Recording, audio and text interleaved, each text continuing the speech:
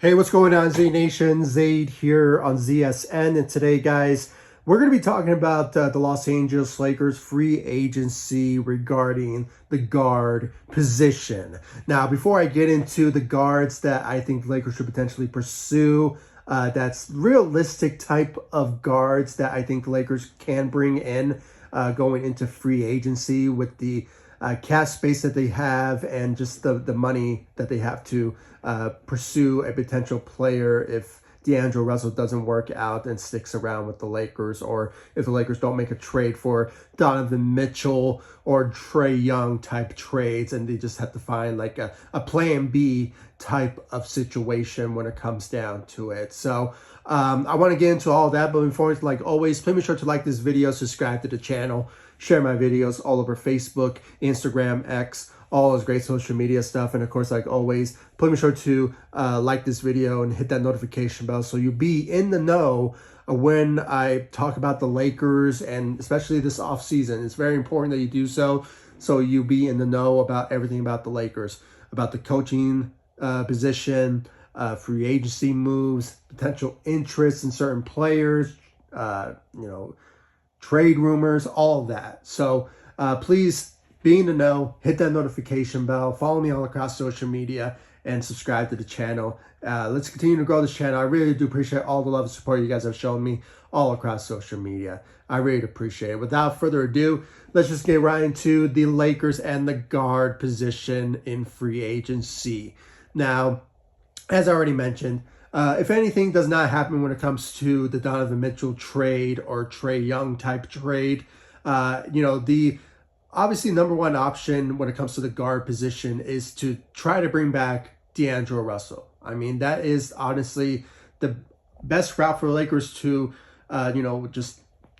keep the core intact. I mean, obviously when it comes to D'Angelo Russell, was an all-star caliber in the regular season. I mean, he was great for us in regular season, but when it comes to postseason, he was trash. I mean, let's just say it. I mean, I hate to go that route, but, he at times in the postseason failed on us. He did not become the third star caliber player that what we needed from him when we saw from him in the regular season. So, with that, it's still a potential, I don't want to say it kind of hurts the Lakers of just bringing him back, but at the same time, it won't really hurt because you can somehow trade him once the regular season,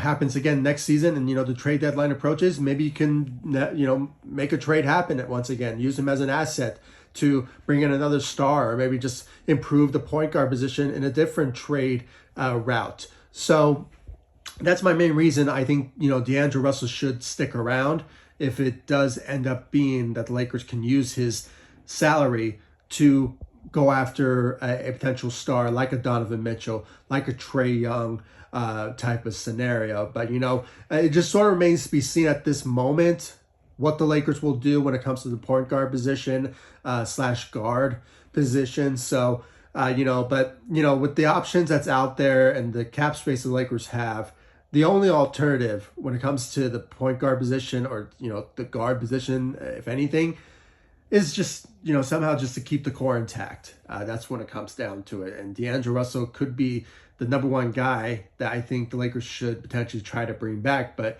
with offers being out there like the Orlando Magic, the San Antonio Spurs, they have cap space to give a lot of money to potential players in free agency, and D'Angelo Russell wants to get paid, and I think the Lakers just don't have the type of cap space to give a money like that to D'Angelo Russell. I mean, he's going to decline his $18 million going into free agency, so that's just the likelihood when it comes down to it. But if it does end up being that way and he moves on from the Lakers, there's a couple of options. I mean, with no trades for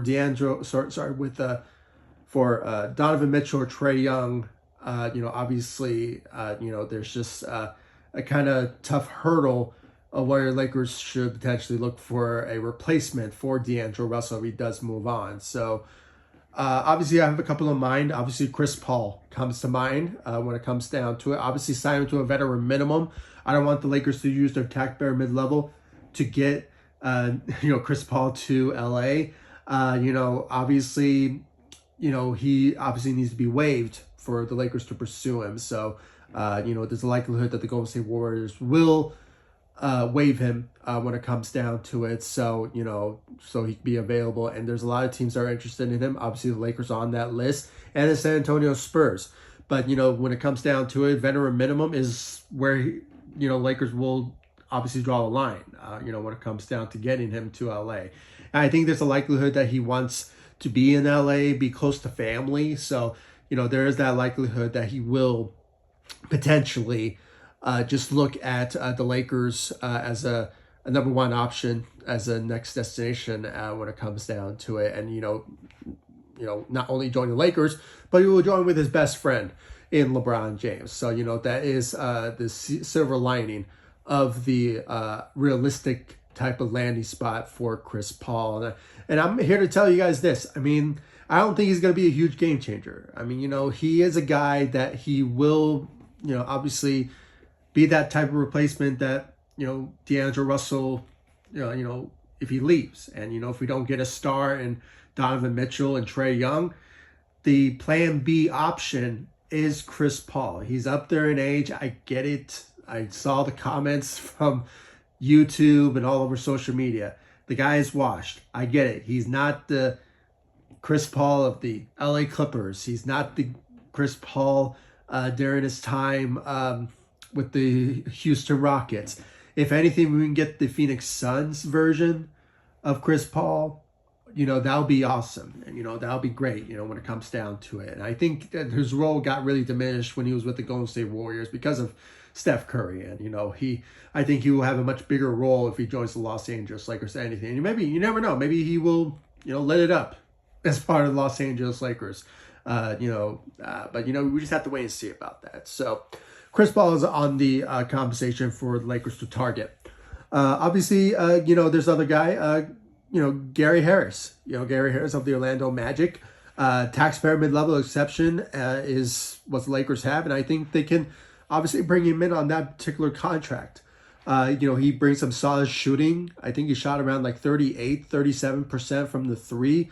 Nothing compared to D'Angelo Russell, who obviously had a great shooting season for the Los Angeles Lakers, shot 44% from the three. So, but at the same time, not the best, but at the same time, if you obviously looking for the cap space the Lakers have, and the only cap space that they have is to use their taxpayer mid-level and veteran minimums, if anything, they could potentially just use that on Gary Harris. And I think he will be a solid, he could be a good, solid player for this Lakers team, when it comes down to that. So I think, if anything, Gary Harris is on that list of potential suitors for the Los Angeles Lakers. But, we just have to wait and see what the Lakers will do in free agency, what Rob Pelinka will do when it comes to trade rumors. If Donovan Mitchell, as I keep going back to it, if it doesn't work out and D'Angelo Russell moves on, he's just another option. Chris Paul, Gary Harris is on that type of conversation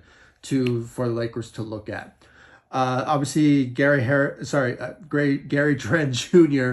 of the Toronto Raptors is another option. I think, if anything, more of a defensive guard that obviously could work out for the Lakers when it comes to the type of defense to improve this offseason. If anything, the Lakers can recreate the 2020 roster, where it was mainly defensive players more than offensive players. The guy that you should potentially pursue is Gary Trent Jr. He's more of a defensive point guard. Obviously, that we did not see from Gabe Vincent. And if anything, if the Lakers can somehow get rid of his contract to just have some breathing room in the cap situation, somehow get a guy like Gary Trent Jr. who can play really great for us defensively. I think he will fit for this Lakers team defensively for us. So Gary Trent Jr. is a guy that I think the Lakers will potentially look at for sure if he's available. I think he is available for trade more than anything. I haven't seen if he was a free agent, but he's in the conversation. Last time I checked Lakers Nation, Trevor Lane mentioned Gary Trent Jr., and I don't know if he mentioned if he was a trade option or a free agent option. But if he is, I don't think it will cost the Lakers too much to trade for him, but, anything could happen. So Gary Trent Jr. is on the mindset when it comes down to potential guard targets. And then there's obviously some others. And most of the other options I kind of got from, Trevor Lane from Lakers Nation, which I think it's a good options, where I think it's the best route because of the financial reasons why the Lakers should go this route. And obviously, Buddy Hield. Buddy Hield, you can use a taxpayer mid-level exception on. He's going to be a free agent. I think he's on an unrestricted free agent. So, he could potentially just join with any team, when it comes down to it in free agency. And, he's been linked to the Lakers numerous times. He was the agent of Rob Pelinka. So, he is a potential guy that I think the Lakers could potentially finally bring in, when it comes down to it vis-a free agency. So, and, I don't think he's going to demand a lot. I mean, if you just offer him a taxpayer mid-level, I think he will obviously work out for the Lakers when it comes down to it. So, Buddy Hield is another guy when it comes down to it. There's some options when it comes to veteran minimums that I think if Lakers can't find anything out there when it comes to the point guard position, I think they can, but if nothing works out, you can obviously bring back your own players, and that is Spencer Dinwiddie. There's been times where he was just not playing his best as a part of the Los Angeles Lakers, but at times he lit it up at times. I mean, there was moments in games where, we saw a bit of a glimpse of his greatness offensively and most of the time defensively. I mean, the game that really struck me the most was against the Milwaukee Bucks, where he made that huge block to win us the game against Damian Lillard and the Bucks. So that was just a bright moment in his Lakers career. And, if he can just bring that to the table in the full season with the Lakers back in LA, I think, if anything, he could be a good option, if anything. I don't know if he would be a good starter, but maybe be part of a good backup core for the Lakers when it comes down to it. But, we just have to wait and see about that. He's another option out there for the Lakers. And then finally, there's another player that I think Lakers should potentially look at, and that is DeAnthony Milton. I got this from Trevor Lane's. He raved about him so much, and I have to say I concur why Lakers should potentially look at him. I mean, you can get him real cheap. Just give him on a veteran minimum type contract. I don't think he will be so demanding that the Lakers will have to use their taxpayer mid-level on, and I think he'll be a solid guy. I mean, if anything, he'll bring some shooting and some, I don't want to say some scoring, because I don't think he's a good scorer when it comes down to it, but, he can bring a lot to the table for the Lakers on the depth position. I don't think he'll be a good starter, but if anything, more depth to the table when it comes to the guard position. And most of the guards that I mentioned, I know there were some of them were shooting guards, but if anything, they can play multiple positions, like obviously Buddy Hield, and Gary Trent. Maybe not Gary Trent. I think he's more of a shooting guard / small forward. But, if anything, these are just guards options. I didn't go specifically about a point guard position. That's why I mentioned like Chris Paul, D'Angelo Russell type of positions. And obviously, Spencer Dinwiddie, but he could potentially be the guy coming off the bench, if anything. So, but yeah, guys, I mean, those are my options. I have to say this is just a more realistic type of options where the Lakers could look at in free agency. But, if anything, I want the Lakers to do their best to make a trade happen for a potential starter point guard, to replace potentially D'Angelo Russell. I mean, that's the number one thing. If they can't make a trade with Donovan Mitchell or for Trae Young, the other alternative is to try to bring back D'Angelo Russell. But if that doesn't work out, the plan B for a guard is to get the ones I mentioned: Chris Paul, Gary Harris. The list goes on. I mean, Buddy Hield.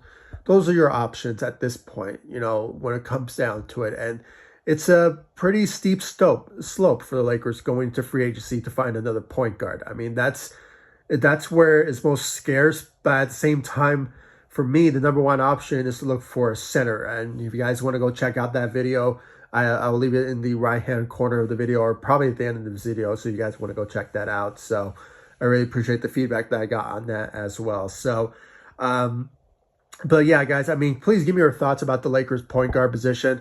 Do you think the Lakers should pursue those potential players, or do you think they should trade for one? If anything, like I said, I think the Lakers should go for trading for a point guard than to look for one in free agency because of the cap space that they have. I mean, they can't really spend so much on a starting point guard in free agency. And, like a Klay Thompson, I mean, I just don't see it happening, when it comes down to it. That's why I didn't mention him in my list of guards that Lakers should potentially pursue. But, the ones that I mentioned already are realistic. They're more realistic, and if anything, with the money that the Lakers have, the taxpayer mid-level, and a couple of veteran minimum contracts going out to certain players, I think it will be the best route where the Lakers could potentially improve on the point guard or / guard position. So, but it's there. It's there for the Lakers to look at. Rob Pelinka has to do his homework and do whatever he takes to get something done when it comes to improving the point guard position if D'Angelo Russell doesn't stick around. So, that's just my thoughts. And I really appreciate if you guys show me the love and support all over social media. And give me your thoughts about the guard position. Who do you think Lakers should potentially pursue in free agency if a trade does not happen and if the Lakers can bring back D'Angelo Russell? Who is out there that the Lakers can somehow bring in that on a cheap amount and be our starting point guard? Please give me your thoughts about that, guys, in the comment section down below. Like this video, subscribe to the channel, and I'll see you all in the next video. Thank you so much for watching. Go Lakers. Take it easy, guys. Stay safe out there.